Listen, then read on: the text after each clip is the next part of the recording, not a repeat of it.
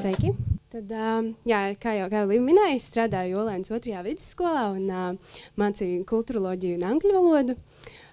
Bet īstenībā tas, ar ko es gribētu sākt, ir jautājums jums, vai kādam no jums ir kādreiz bijis mājās Ziemassvētku kaktus? Okay, daudz, rīktīgi forši. Jūs visi esat jau labākā pozīcijā nekā es biju ienākot skolā, jo man ļoti patīk daba, bet ar mājas istabas augiem tās attiecības nav baigi tuvas. Un par Ziemassvētku kaktusiem es zināju tikai vienu lietu, viņi zied Ziemassvētkos, kaut kad apmēram ap to laiku. Bet tad sanāca tā, ka skolā viena no vietām, kur man sanāca pavadīt, varbūt ne ļoti daudz laika, bet regulāri tur atrasties, bija Kopētava. Stāvēt rindā, gaidīt, kad es dabūšu darba lapas, kas ir sakopēts skolēniem, un tur bija milzīgs Ziemassvētku kaktus. Un es uz viņu skatījos, un viņš kaut kādā veidā kļuva man par vispār tādu to skolas laika simbolu, jo tas sasaucās arī to, ka mēs visi gaidām semestra beigas, jo tad varēs redzēt kaut kādu savu darba augļus, un tad es zinu, tas kaktus uzziedēs, un es pieņemu, ka arī ļoti daudz vispār cilvēku skolotāji par saviem skolēniem mēdz domāt kā par augiem vai puķēm. Tādā ziņā, ka mums ir ļoti daudz latviešu valodā arī vārdu, kas apraksta cilvēks, un teiksim, tu esi tā uzplaucis pilnīgi, vai pēc bērnu piedzimšanas viņi ir tik uzziedājis, tādi vārdi. Un skolēniem tas varbūt ir jo īpaši atbilstoši, jo viņi vēl ir bērni un jaunieši, viņi tiešām aug. Un tad, tā kā es maz zinu par to mājas augu kopšanu, man bija svarīgs tas jautājums, kas tad vispār ir tās lietas, kas ir jādara, lai no tā zaļā adatainā brīnuma sanāktu tādas skaistas puķes. Un, protams, arī kontekstā domājot par skolēniem, kas ir tas, kas ir jādara, lai viņi varētu ziedēt, lai viņiem būtu tie panākumi. Un, protams, ka bija jau kaut kādas lietas, kurām es domāju, tur jālaist ir droši vien, bet varbūt nē, es īsti nezinu. Ar skolēniem, ir tās idejas, mums vajag labas mācību materiālus, mums vajag viņus motivēt, vajag smagu darbu, varbūt arī milzīgu disciplīnu, bet tas, pie kā es kaut kādā veidā nonācu, ir vien vairāk un vairāk īstenībā svarīgs ir prieks. Un šo te 2 gadu laikā, tagad jau tuvojoties noslēgumam, es beidzot saskāros arī ar tādu zinātnisku pamatojumu šim, tādu efektīvu. Es noskatījos Sean Actor runu par The Happiness Advantage, un viņš min, ka ir tāda, daudz cilvēki ir sapratuši, ka priekam un panākumiem ir kaut kāda saistība. Bet tas, kā par to ļoti bieži uzņēmumos un arī izglītības iestādēs domā, ka tas modelis ir tāds, mēs citīgi strādāsim, tad mums būs panākumi, un tad no tiem panākumiem mums radīsies prieks un kaut kāda laime. Un šeit es gribētu, protams, skaidrs, ka te ir viens tāds bīstamais moments, jo kas notiek tad, kad mēs kaut ko sasniedzam, mēs varam vienkārši izvirzīt jaunu mērķi, un tā arī nekad līdz tam priekam netikt.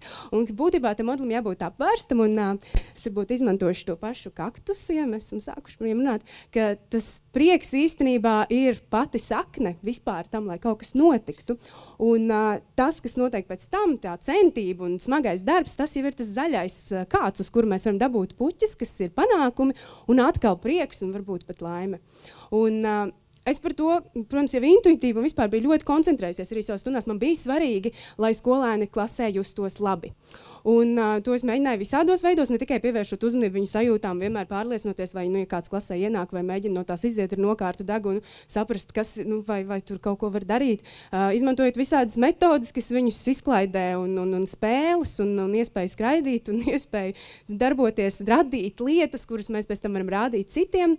Un bija brīži, kuros es no kolēģiem par to saņēmu kaut kādu neizpratni. Viņi nāk vērot stundas, un skolotāji pēc tam pie manis pienāk, nē, labi jau, bet tāds troksnis, un viņi smējās, kā tu vispār vari pastrādāt. Un likās, bet tā taču ir pati labākā lieta, jo atslēga ir tajā, ka viņi nesmējās par kaut kādiem tur smieklīgiem kaķu video, bet par to, ko viņi nodarbojās, par to lietu, kas ir viņiem jāizdara. Un es arī godīgi atzīšos, ka kaut kādos brīžos bija stundas, kurās man daudz svarīgāk par kaut kādu formālu izmērāmo rezultātu, teiksim, to, cik vārdiņus viņi būs iemācījušies, cik viņi labi zinās gramatiku, bija tiešām tas, lai viņi justos aizrauti, lai viņi pamazām mācītos, ka mācīties nenozīmē mocīties, un tādā veidā viltīgi attīstīt savas mācīšanās prasmes, jo pakāpeniski no šī viņi saprot, ka viņi var dabūt gandarījumu par paveikto, un ir ar mieru darīt ar vien garlaicīgākas lietas. Un nāk uz konsultācijām un pilda paši kaut ko es pat viņiem neesmu tā īsti prasījusi, tik daudz ieguldīt darbu, vai arī sameklē veidus, kā pat slimojot iesaistīties, ieraksta savu aizsmakušo balsi Skype'ā grupas projektā, un es klausos, un tas, jā, es esmu uz pareizā ceļa, tas prieks riktīgi strādā. Un te tāda varbūt mazliet atkāp no skolēniem, tas tieši tāpat strādā arī uz pieaugušiem cilvēkiem. To es pamanīju, protams, pie sevis. Nevienam nav noslēpums, ka misijā ir milzīgs atbalsts skolotājiem. Mums ir kuratori, mums ir mūsu iesaukuma biedri, no kuriem mēs regulāri dabūjam šo prieku. Un tas, ko es skolā pamanīju, bija, ka tā nav visiem jaunajiem skolotājiem.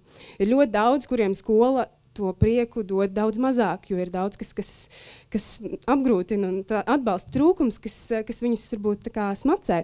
Un te parādās man pārmaiņa citu, par ko es mazliet pieskaršos, jo arī tajā video par Happiness Advantage bija 3 lietas, kuras tika norādīts kā labs indikators tam, vai cilvēks varēs tikt līdz tam priekam. Un tas ir, vai viņam ir sociāls atbalsts, vai viņam ir spēja pārvarēt stresu un vai viņam ir optimisms.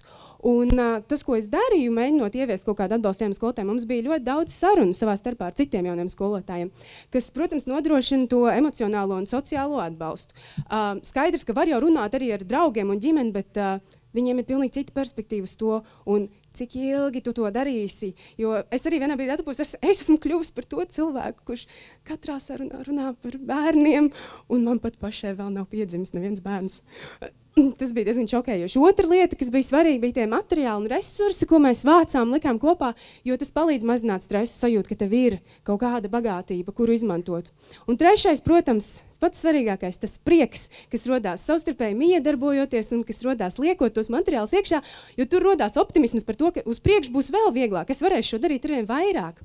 Un šis sasaucās ar 2 lietām, ko es vispār esmu sapratusi par ietekmi, par to, ka tā ir reizē lielāka un mazāka nekā varētu gaidīt, vismaz tieši no viena cilvēka, jo nonākot kaut kādā tumsā, es nevaru panākt uzlaks saule, un es nevaru viens pats arī ievilkt elektrību. Tur vajag sadarboties, tur vajag kaut kādu to kopienu, un tas ir tas, kur tā ietekme varbūt ir mazāka.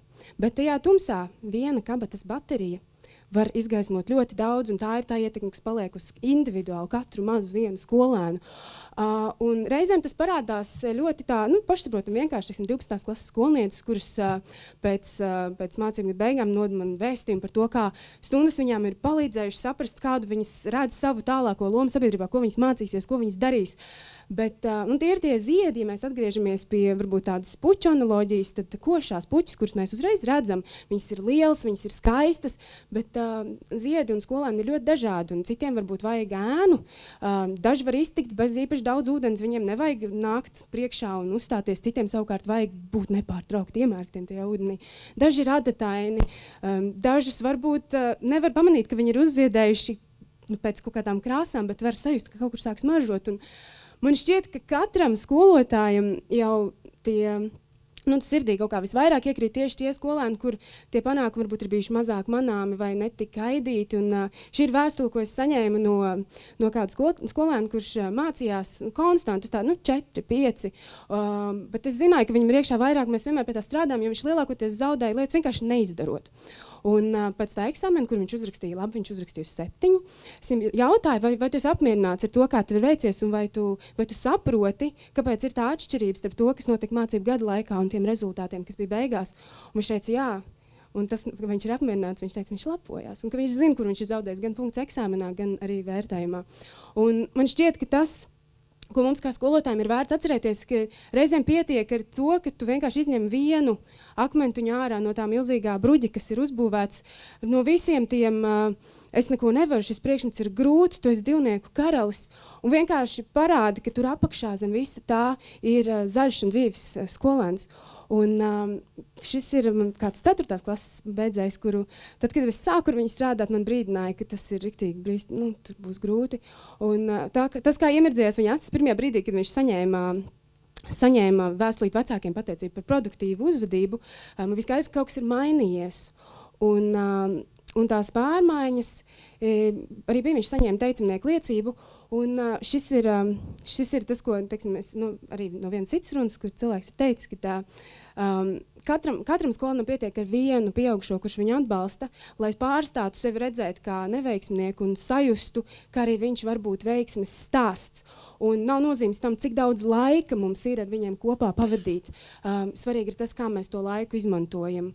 Un tās sēklas, kas varbūt viens vārds, viena saruna gaitnī, viena konsultācija vai visi sīkumi, kas notiek katrā stundā, viņas paliek tajos skolnos. Pat ja mēs neredzam rezultātus uzreiz, tieši kā arī Līva minēja, tā ir vērtība.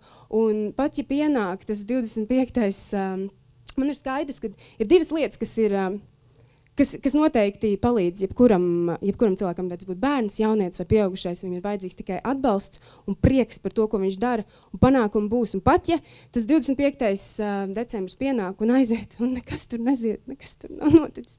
Ir tikai jātic, un tas būs, un skolēni nāks un spoguļos tās vērtības un tās uzvedības, kuras mēs no viņiem esam gaidījuši. Un, lai vai kad arī tas nenotiktu, vienu gan es jums varu galvot 100%. Tajā brīdī, tad, kad tas kaktus uzziedēs, tad vienkārši būs pienākuši Ziemassvētki.